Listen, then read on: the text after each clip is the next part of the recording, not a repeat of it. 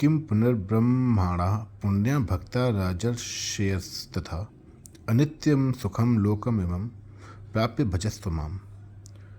जो पवित्र आचरण करने वाले ब्राह्मण और ऋषि स्वरूप क्षत्रिय भगवान के भक्त हों वे परम गति को प्राप्त हो जाएं, इसमें तो कहना ही क्या है। इसलिए इस अनित्य और सुख रहित शरीर को प्राप्त करके तू मेरा भजन कर।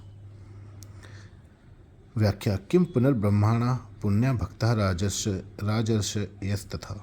जब वर्तमान में पाप करने वाला सांगोपांग दुराचारी और पूर्व जन्म के पापों के कारण नीच योनियों में जन्म लेने वाले प्राणी तथा स्त्रियां, वैश्य और शूद्र ये सभी मेरे शरण होकर मेरा आश्रय लेकर परम गति को प्राप्त हो जाते हैं, परम पवित्र हो जाते हैं, तो फिर जिनके पूर्व जन्म के आचरण भी अच्छे हों और इस जन्म में भी उत्तम कुल में हुआ हो, ऐसे पवित्र ब्राह्मण और पवित्र क्षत्रिय अगर मेरे शरण हो जाएं, मेरे भक्त बन जाएं, तो वे परम गति को प्राप्त हो जाएंगे।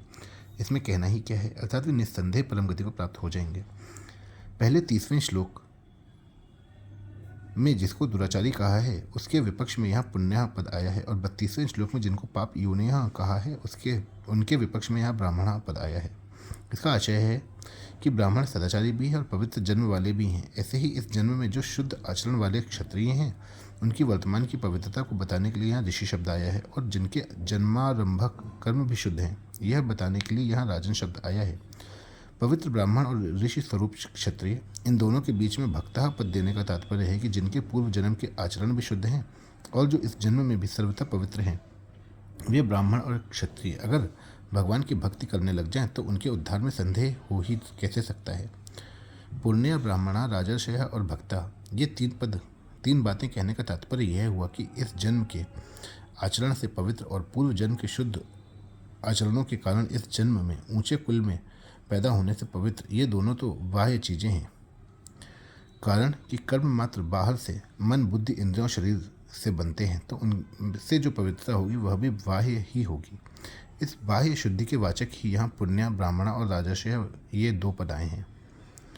परंतु जो भीतर से स्वयं भगवान के शरण होते हैं उनके लिए अर्थात स्वयं के लिए यहाँ भक्ता पद आया है।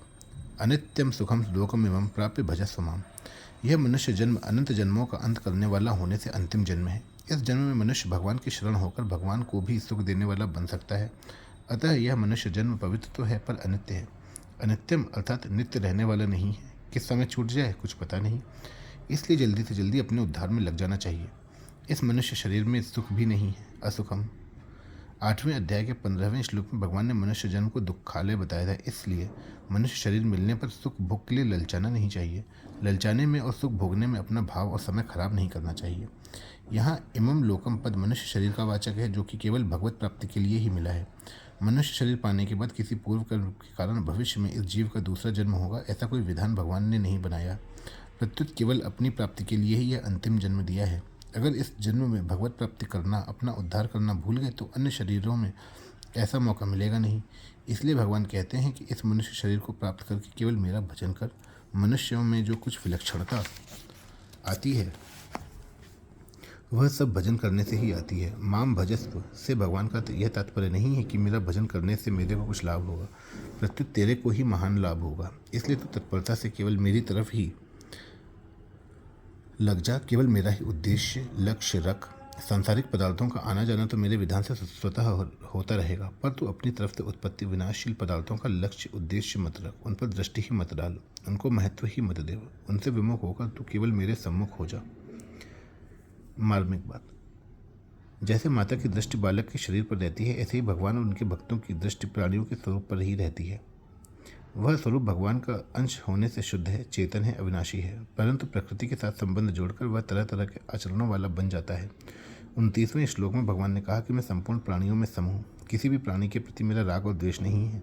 मेरे सिद्धांत से, मेरी मान्यता से और मेरे नियमों से सर्वथा विरुद्ध चलने वाले जो दुराचारी से दुराचारी हैं वे भी जब मेरे में अपनापन करके मेरा भजन करते हैं तो उनके वास्तविक स्वरूप की तरफ दृष्टि रखने वाला मैं इनको पापी कैसे मान सकता हूँ, अर्थात नहीं मान सकता। और उनके पवित्र होने में देर कैसे लग सकती है, अर्थात नहीं लग सकती। कारण कि मेरा अंश होने से वे सर्वथा पवित्र हैं ही। केवल उत्पन्न और नष्ट होने वाले आगंतुक दोषों को लेकर वे स्वयं से दोषी कैसे हो सकते हैं और मैं उनको दोषी कैसे मान सकता हूँ। वे तो केवल उत्पत्ति विनाशशील शरीरों के साथ मैं और मेरापन करने के कारण माया के परवश होकर दुराचार में, पापाचार में लग गए हैं, पर वास्तव में वे हैं तो मेरे ही अंश। ऐसे ही जो पाप योनियों वाले हैं, अर्थात पूर्व के पापों के कारण जिनका चांडाल आदि नीच योनियों में और पशु पक्षी आदि तिर्यक योनियों में जन्म हुआ है, वे तो अपने पूर्व के पापों से मुक्त हो रहे हैं। अतः ऐसे पाप योनि वाले प्राणी भी मेरे शरण होकर मेरे को पुकारें तो उनका भी उद्धार हो जाता है। इस प्रकार भगवान ने वर्तमान के पापी और पूर्व जन्म के पापी, इन दो नीचे दर्जे के मनुष्यों का वर्णन किया है। परिशिष्ट भाव। 30वें से 33वें श्लोक तक भगवान ने भक्ति के तथा भगवत प्राप्ति के 7 अधिकारियों के नाम लिए। दुराचारी, पाप योनि, स्त्रियां, वैश्य, शूद्र, ब्राह्मण, क्षत्रिय। इन सातों से बाहर कोई भी प्राणी नहीं है। कैसा ही जन्म हो, कैसी ही जाति हो और पूर्व जन्म के कितने ही पाप हों, पर भगवान और उनकी भक्ति के मनुष्य मात्र अधिकारी हैं। ब्राह्मण, क्षत्रिय, वैश्य, शूद्र, इन चारों वर्णों का नाम इस श्लोक में आया। कोई चारों वर्णों में केवल पुरुष ही पुरुष ना समझ ले, इसलिए स्त्रियों का नाम अलग से आया। जो चारों वर्ण से नीचे हैं वे यवन, हूण, खस आदि जीव मात्र भगवान का ही अंश होने से भगवान की तरफ चलने में किसी के लिए भी मनाही नहीं है। जो वर्तमान में पाप कर रहा है वह दुराचारी है, और पूर्व जन्म के पापों के कारण जिसका नीच योनियों में जन्म हुआ है वह पाप योनि है। तात्पर्य है कि दुराचारी से दुराचारी और नीच से नीच योनि वाला भी भगवत प्राप्ति का अधिकारी है। अतः जाति और आचरण को लेकर मनुष्य को भगवत प्राप्ति से निराश नहीं होना चाहिए। जाति और आचरण अनित्य तथा बनावटी है, पर भगवान के साथ मनुष्य का संबंध नित्य तथा वास्तविक है। इसलिए भगवान केवल भक्ति का नाता ही मानते हैं, जाति आचरण का नहीं।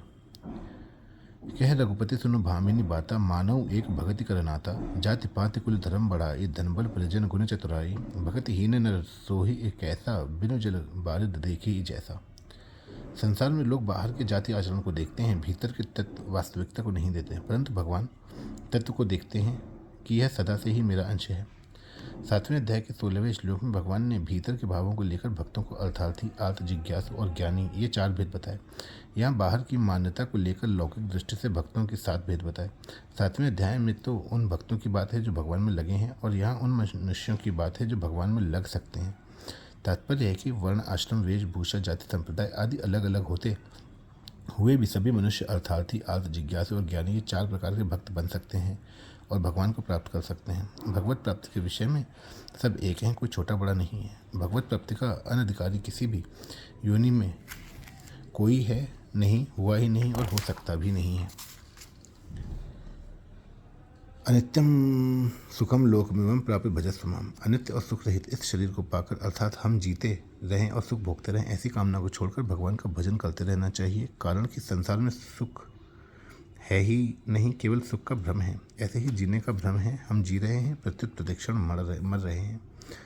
पहले 29वें श्लोक में भगवान ने कहा था कि जो प्रेमपूर्वक मेरा भजन करते हैं वे मेरे में हैं और मैं उनमें हूँ। इसलिए यहाँ भगवान भजन करने की आज्ञा देते हैं, भजस्व माम।